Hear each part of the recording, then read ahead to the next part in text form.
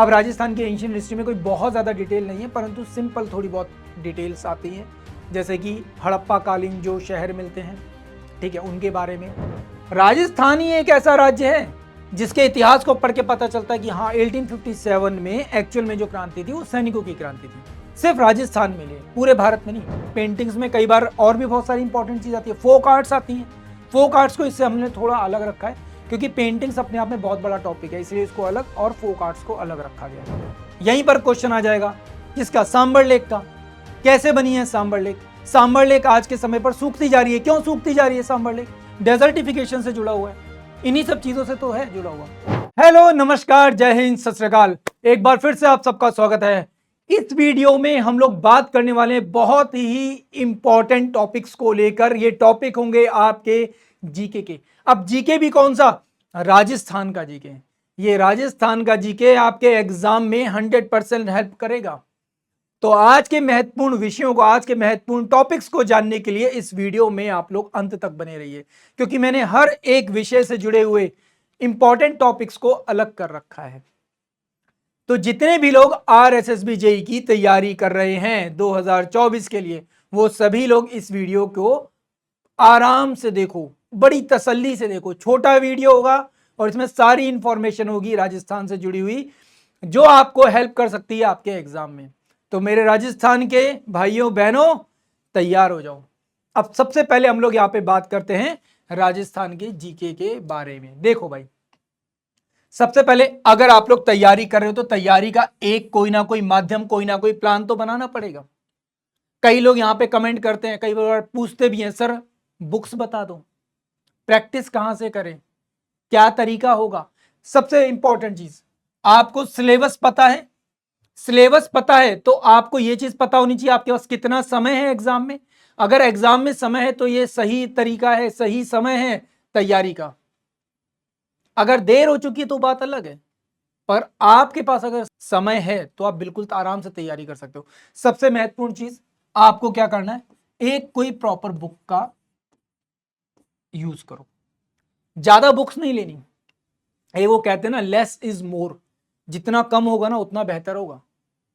ये हमेशा 99 के बाद 100 के आंकड़े को छूने की कोशिश जो लोग करते हैं ना, वो हमेशा परेशान होते हैं। आपके पास अथाह 50 बुक रखी है एक चीज की, आप परेशान हो जाओगे। इसमें ये, इसमें ये, इसमें ये। एक बुक को फॉलो करो, बहुत ज्यादा हो गया 2 बुक को फॉलो करो। एक ही बुक को 10 बार पढ़ने वाला बच्चा सिलेक्शन ले लेता है, पर 10 बुकों को पढ़ने वाला बच्चा सिलेक्शन नहीं ले पाता। ये सच्चाई है। तो एक कोई अच्छी बुक ले लो जिससे आपको प्रॉपर चीजें मिल सके। लक्ष्य पब्लिकेशन की बहुत अच्छी बुक आती है, गुप्ता की एक बुक आती है, उसको आप लोग ले लो। उसमें नॉन टेक वाला पार्ट जो होता है वो बहुत आराम से आप कवर कर सकते हो, बड़े आराम से।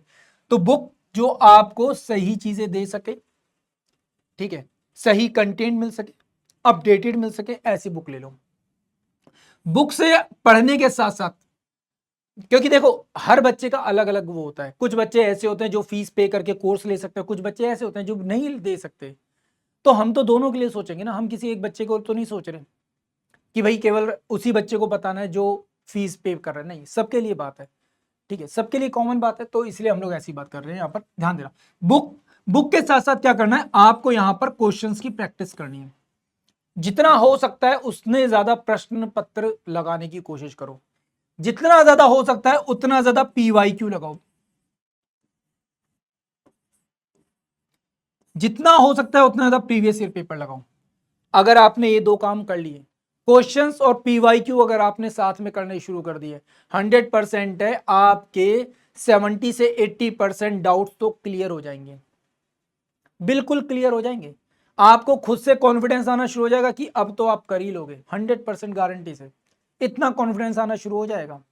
अब सबसे बड़ी चीज यहां पर क्या बात हो रही है, यहां पर भाई अब ये चीज अगर आपको पता चल गई तो आप एक चीज का ध्यान रखना, आपको उन टॉपिक्स की क्या करनी है, लिस्ट बनानी शुरू करनी है, जो टॉपिक एग्जाम के पॉइंट ऑफ व्यू से बहुत ज्यादा महत्वपूर्ण है, जिनसे हमेशा क्वेश्चन बनता ही बनता है। अब सीधी सी बात है, राजस्थान की बात हुई है, राजस्थान का आर्ट एंड कल्चर है, देवी देवताओं के बारे में है, हमेशा पूछेगा ही पूछेगा। कोई ऐसा एग्जाम बता दो जहां पर गोगा जी महाराज के बारे में ना पूछा हो, पाबू जी के बारे में ना पूछा हो। कोई ऐसा एग्जाम बता दो, कोई भी ऐसा एग्जाम बता दो जहां पे करणी माता के बारे में ना पूछा हो। कोई भी ऐसा एग्जाम बता दो जहां पे राजस्थान के परिधान ना पूछे हों, कोई भी ऐसा एग्जाम बता दो जहां पर राजस्थान के गवर्नर को लेकर क्वेश्चन ना हो। तो इस तरह की चीजों को तो आराम से टारगेट कर सकते हो। प्रजामंडल को लेकर क्वेश्चन ना हो, हमेशा क्वेश्चंस आते हैं। तो आपको उन चीजों को बहुत अच्छे से टारगेट करना है। उसके लिए क्या करना पड़ेगा, आपको प्रॉपर लिस्ट बनानी पड़ेगी, उन सभी टॉपिक्स की, उन सभी विषयों की क्या करनी पड़ेगी, लिस्ट बनानी पड़ेगी। 100% है, आपके डाउट्स अपने आप ही सॉल्व होते रहेंगे, अपने आप ही सॉल्व होते रहेंगे। आपको पता चल जाएगा कि अब आप कितने स्तर तक पहुंच चुके हो और कितनी आपको मेहनत करनी है। समझ में आई बात?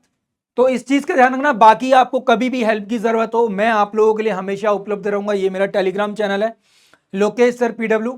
आप लोग लोकेश सर भी लिखोगे बिना स्पेस के तो भी अपन मिल जाएंगे, अपना शक्ल लगी होगी, टप्पा मारना और ज्वाइन कर लेना। पर्सनली भी चैट करके पूछोगे, अपन आपको सारे डाउट बताएंगे। ठीक, अब सबसे पहले बात करते हैं इंपॉर्टेंट टॉपिक जिसके लिए ये वीडियो बनाया गया है। तो एक एक करके देखते हैं। सबसे पहले राजस्थान की जो एंशियंट हिस्ट्री है उसको लेकर। अब राजस्थान की एंशियंट हिस्ट्री में कोई बहुत ज़्यादा डिटेल नहीं है, परंतु सिंपल थोड़ी बहुत डिटेल्स आती हैं, जैसे कि हड़प्पा कालीन जो शहर मिलते हैं, ठीक है, उनके बारे में, वैदिक काल के समय पर जो शहर वहाँ पर विकसित हुए उनके बारे में, है ना, ये सब चीज़ें। तांबे की खुदाई कई बार पूछा जाता है। फिर आता है मेजर सोर्स ऑफ राजस्थान, कहाँ से राजस्थान के इतिहास की जानकारी मिलती है, ये बहुत पूछते हैं। इंपॉर्टेंट डायनेस्टीज कौन कौन सी है राजस्थान की, वो सब जरूर पूछेगा। Chauhan dynasty, Agnikul dynasty, Suryavanshi dynasty, Chandravanshi, ये सब कौन कौन सी डायनेस्टीज है। 36 कुल हैं राजपूतों के। राजस्थान के कौन कौन से हैं, जालौर के राजपूत कौन से हैं, है ना, कछवाहा राजपूत, सब कुछ आता है ना, सारा इतिहास है, ये जुड़ा हुआ है। हम लोग बप्पा रावल के बारे में पूछता है, ये सारी चीजें पूछेगा, है ना। फिर इसके बाद भक्ति और सूफी मूवमेंट, ये भी बहुत इंपॉर्टेंट है। अब सूफी मूवमेंट, भक्ति मूवमेंट, नो डाउट, जब भी भक्ति मूवमेंट की बात आती है मीराबाई का नाम कभी नहीं भूल सकते। उनके द्वारा लिखे गए गीत, गाए गए गीत पूछे जाते हैं एग्जाम में। फिर आता है यहां पर बात करते हैं kingdoms of Rajasthan and British treaties. Rajasthan के राजाओं की ट्रीटी हुई थी, किसके साथ, किसके साथ हुई थी ट्रीटी, ब्रिटेन के साथ हुई थी। जब भारत पर ब्रिटेन का आक्रमण हुआ, ब्रिटेन ने पूरे भारत को क्या किया, इन्वेड करना शुरू कर दिया, उस पर अपना अधिकार जमाना शुरू कर दिया। उस समय पर राजस्थान के राजाओं ने ये चीज की थी, है ना, कि जो अंग्रेज थे उनके साथ क्या कर ली थी, संधि कर ली थी, है ना। और 1857 का जो रिवॉल्ट होता है, राजस्थान ही एक ऐसा राज्य है जिसके इतिहास को पढ़ के पता चलता है कि हाँ 1857 में एक्चुअल में जो क्रांति थी वो सैनिकों की क्रांति थी। सिर्फ राजस्थान में लिए, पूरे भारत में नहीं। पूरे भारत में तो संगठित क्रांति थी, डिसाइडेड थी। बहुत सारे राजा, राजकुमार, रजवाड़े इसमें शामिल हुए, बहुत सारे लोग शामिल हुए, चाहे रानी लक्ष्मीबाई हो, चाहे तात्या टोपे हो, ठीक है, चाहे बहादुर शाह जफर हो, ये सभी लोग शामिल हुए। परंतु राजस्थान के इतिहास को जब पढ़ोगे तो राजस्थान का इतिहास अनोखा है। ये बोलता नहीं भाई, राजस्थान में 6 बड़ी छावनियां थी। उन 6 बड़ी छावनियों में क्या हुआ था, 1857 का विद्रोह हुआ था। किसने किया था विद्रोह, जी सैनिकों ने किया था, राजाओं ने नहीं किया था, सैनिकों ने किया था।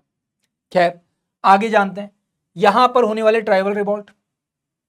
गोविंद पंत जी को कौन भूल सकता है, हम लोग जलियांवाला बाग कांड याद करते हैं, पर सोचो कितने ऐसे ट्राइबल रिवॉल्ट हैं। भील जनजाति को कैसे भूल सकते हैं, आज के टाइम पर भील प्रदेश की बात चल रही है, भील राष्ट्र, भील प्रदेश, महाराष्ट्र, गुजरात, MP, इनके पूरे रीजन और राजस्थान के कुछ पार्ट को मिलाकर यहां पर बनाने की बात चल रही है ना।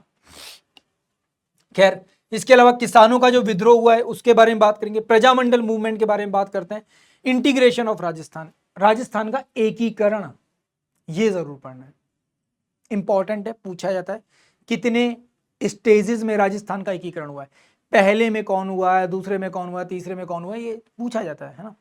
उसके बाद महिलाओं का कंट्रीब्यूशन, महिलाओं का कंट्रीब्यूशन राजस्थान के इतिहास में बहुत महत्वपूर्ण है।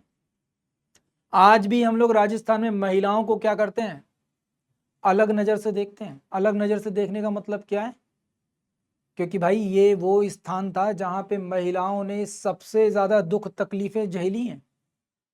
महिलाएं यहाँ की स्ट्रांग थी, इसीलिए ऐसे बड़े बड़े शासक हमको मिले, इसलिए इतने बेहतर शासक हमको देखने को मिले। बात समझ में आई? सबसे सटीक, सबसे बेहतर अगर कोई एग्जाम्पल है तो अमृता देवी विश्नोई का एग्जाम्पल है। मुझे लगता है शायद अमृता देवी विश्नोई ने सबसे पहले एग्जाम्पल सेट किया होगा चिपको आंदोलन का, जिसे आगे चलकर सुंदरलाल बहुगुणा ने कॉपी पेस्ट किया है। पर अमृता देवी विश्नोई, अब आप बताओ उनका कंट्रीब्यूशन कितना बड़ा है।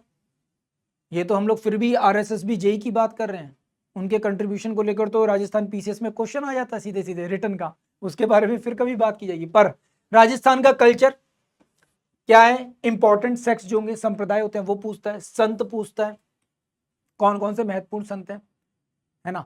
फिर यहाँ पे लोक देवता और लोक देवियां जो है हमारे, उनके बारे में पूछेगा हमसे। और क्या पूछेगा, जो भी हमारे इंपॉर्टेंट फेस्टिवल्स हैं वो पूछेगा, कहाँ पर कौन सा फेस्टिवल चलता है, किस तरह का। जैसे अभी गणगौर फेस्टिवल हुआ था कुछ महीने पहले की बात है ना। फिर आता है हमारे इंपॉर्टेंट फेयर्स, सबसे बड़ा मेला कौन सा है, ऊंटों का मेला कौन सा है, मेलों की इंपॉर्टेंस क्या है यहाँ पर, ठीक है। फिर पशु मेले हमारे इंपॉर्टेंट, पशु मेले से जुड़े हुए जो देवता हैं वो कौन है, कौन से देवता हैं जिनको पूजा जाता है पशुओं को लेकर, ऊंटों को लेकर पूछा जाता है ना। हमारे तो देवता ऐसे हैं जो घोड़े पर बैठे हुए दिखाई देते हैं, सांप के साथ दिखाई देते हैं, है ना। कई ऐसी तस्वीरें देखने को मिलती है, तो ये क्वेश्चन बन जाते हैं। फिर आता है फोक डांसेस, इसके अलावा हमारा फोक म्यूजिक और इंस्ट्रूमेंट।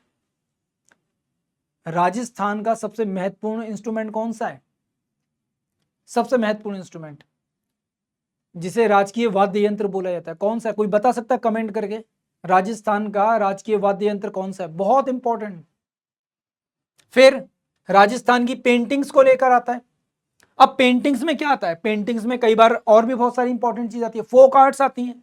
फोक आर्ट्स को इससे हमने थोड़ा अलग रखा है, क्योंकि पेंटिंग्स अपने आप में बहुत बड़ा टॉपिक है, इसलिए इसको अलग और फोक आर्ट्स को अलग रखा गया है।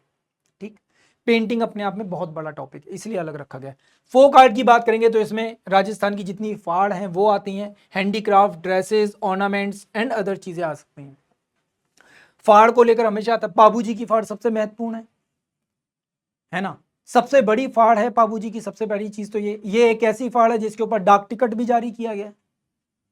ठीक, फिर आता है राजस्थान का लिटरेचर और राइटर्स के बारे में पूछेगा। और क्या पूछेगा, इंपॉर्टेंट जितने भी हमारी प्लेसेस हैं या फिर जितने भी मोनूमेंट्स हैं, स्थल हैं, महल हैं, छतरियां हैं, ये सब पूछेगा क्या, राजस्थान को लेकर। और सबसे बड़ी चीज भाई, तुम जितनी मूवीज देख लो, उन मूवीज में जब राजस्थान की छतरियां, राजस्थान के महल, राजस्थान की इंपॉर्टेंट प्लेसेस दिखाई जाती है तो हमको पता नहीं चलता, दिमाग में आ रहा यार ये तो राजस्थान में वहां पर है, ये तो अपने वाले ठिकाने पर है, पता चल जाता है ना। तो बस भाई उन्हीं चीजों को क्या करना है, याद करना है, क्या करना है, याद करना है। इसके अलावा आता है राजस्थान की ज्योग्राफी वाला पार्ट, जहां पे राजस्थान की फिजिकल डिवीजन और फिजिकल फीचर के बारे में पूछेगा। उसके बाद राजस्थान के जो भी माउंटेन्स एंड प्लेटू हैं उनके बारे में पूछेगा, ठीक है। रिवर्स के बारे में पूछेगा। अब रिवर्स के बारे में बात हो रही है तो कैनाल्स भी पूछेगा, क्योंकि बहुत सारी ऐसी रिवर्स है जिससे क्या बन रही है, कैनाल तैयार हो रही है ना, नहरें तैयार होती हैं। क्लाइमेट एंड वेदर को लेकर बात करेगा भाई, राजस्थान की मृदा को लेकर बात करेगा, राजस्थान का एग्रो क्लाइमेट। अब एग्रो क्लाइमेट क्या है भैया, कृषि से जुड़ा हुआ जो क्लाइमेटिक की रीजन है उसके बारे में बात करेगा। राजस्थान की महत्वपूर्ण फसलों के बारे में पूछेगा, राजस्थान की महत्वपूर्ण ट्राइब्स के बारे में पूछेगा, जनजातियों के बारे में पूछेगा, माइंस एंड मिनरल्स के बारे में पूछेगा, कहां कहां पर खुदाई होती है, कहां कहां से कौन सा खनिज मिलता है, कौन कौन से मिनरल्स मिलते हैं, ये सब पूछेगा। जो भी मेजर महत्वपूर्ण इंडस्ट्रीज है उनके बारे में पूछेगा। फिर पॉपुलेशन, अनएम्प्लॉयमेंट एंड पॉवर्टी के बारे में पूछेगा। अब ये देखो, ये वाला पॉइंट जो है ना, ये आप कहोगे सर ज्योग्राफी का है, परंतु हम लोग कई बार इसको इकोनॉमिक्स में पढ़ते हैं। अगर तुमने इकोनॉमिक्स में भी इसको भी पढ़ा है ना, तो भी आसानी से तुम इसको क्या कर सकते हो, कवर कर सकते हो, बहुत प्यार से कवर कर सकते हो। फिर राजस्थान में सूखा, ठीक है, जो डेजर्टिफिकेशन मतलब कि मरुस्थलीकरण जो हो रहा है उसके बारे में बात करेगा। और क्या पूछेगा, सिंचाई व्यवस्था, वाटर कंजर्वेशन के बारे में, वाटर जल प्रबंधन के बारे में बात करेगा। राजस्थान के फॉरेस्ट, जंगल, वाइल्ड लाइफ के बारे में, कंजर्वेशन के बारे में, जितने भी हमारे क्या बनाए गए नेशनल पार्क बने हैं, ठीक है, वाइल्ड लाइफ सेंचुरीज बनी हैं, इन सब के बारे में पूछेगा।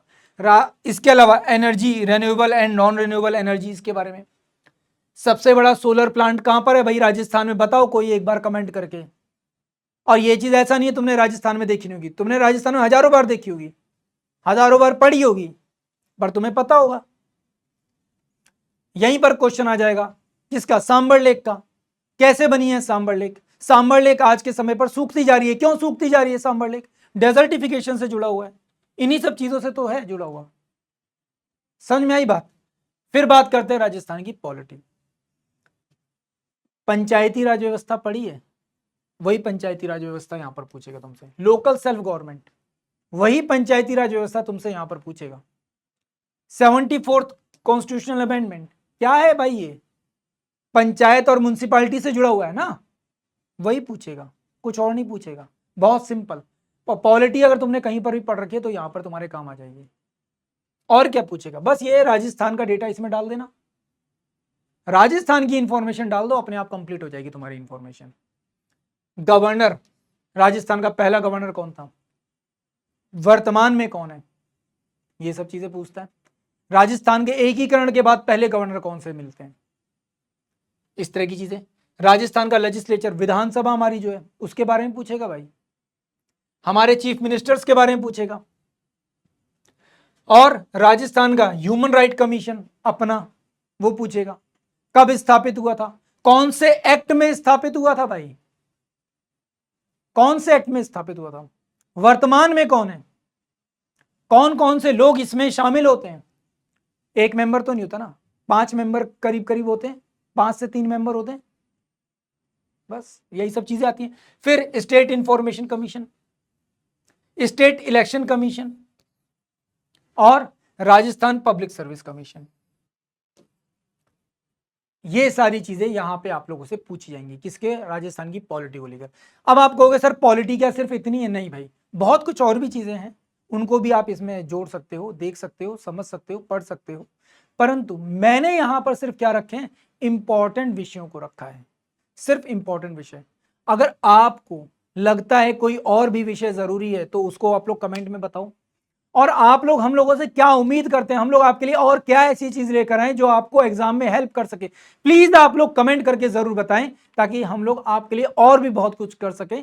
आपकी सफलता में एक छोटा सा श्रेय हम लोग अपना देना चाहते हैं, छोटा सा सहयोग करना चाहते हैं। तो इसी के साथ आप सभी लोग मुझको दीजिए विदा। Thank you so much. जय हिंद।